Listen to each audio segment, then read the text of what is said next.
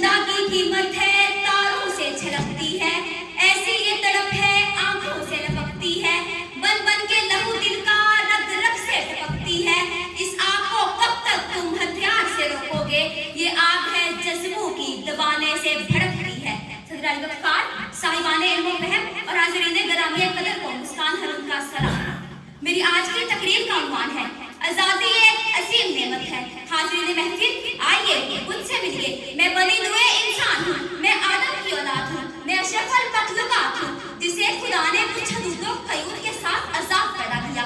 जी हाँ, इन्हीं हदूदों क़यूद के साथ आज़ादी आज़ादी रहती है, वरना आबादी बन जाती है। सदरानी वक़्फ़ार, मौज़ूए तकरीर आज़ादी एक नेमत है। जनाब सदर, आज़ादी सिर्फ अगियार के तशद्दुद से आज़ाद एक हिस्से का क़याम ही नहीं, बल्कि आज़ादी नाम है खुद मुख्तारी का, मैदाने हक में बातिल के खिलाफ बरसने वाली हर ललकार का, जाबिर और नाअहल हुक्मरान से पूछे जाने वाले हर सवाल का, और किसी ऐवाने बादशाह में आज़ादी एक नेमत है के उन्वान पर अपने ख्यालात के इज़हार का। आली वक़्फ़ार, रात का वक्त है, गहरी खामोशी की होलनाकी में आने वाले तूफान की खबर पिन्हा है कि अचानक फिजा धमाकों की खन दर्द से गूंज उठती है, इमारतें ज़मीन बोस होती हैं, दर्द में लिपटी चीखें बुलंद होती हैं, खून की बू फैल जाती है, और यूं अहले फ़लस्तीन की अज़ियतनाक ज़िंदगी और बेदर्द मौत ये चीख चीख कर कहती है कि हाँ, आज़ादी एक नेमत है। सदरानी वक़्फ़ार, ज़माने माज़ी में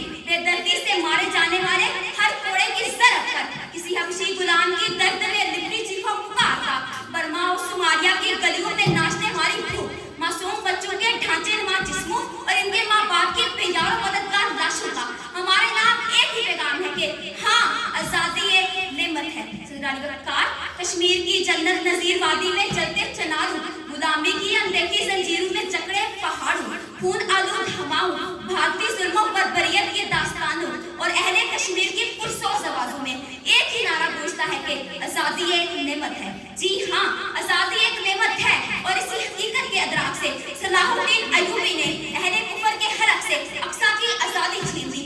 इसी हकीकत का अदराक था जिसने 78 साल पहले हमारे आबा अजदाद को अपने प्यारों की लहू लहू लाशों और जलते घरों के दरमियान खड़े होकर ये नारा लगाने पर मजबूर किया था, लेके रहेंगे आज़ादी, देनी पड़ेगी आज़ादी।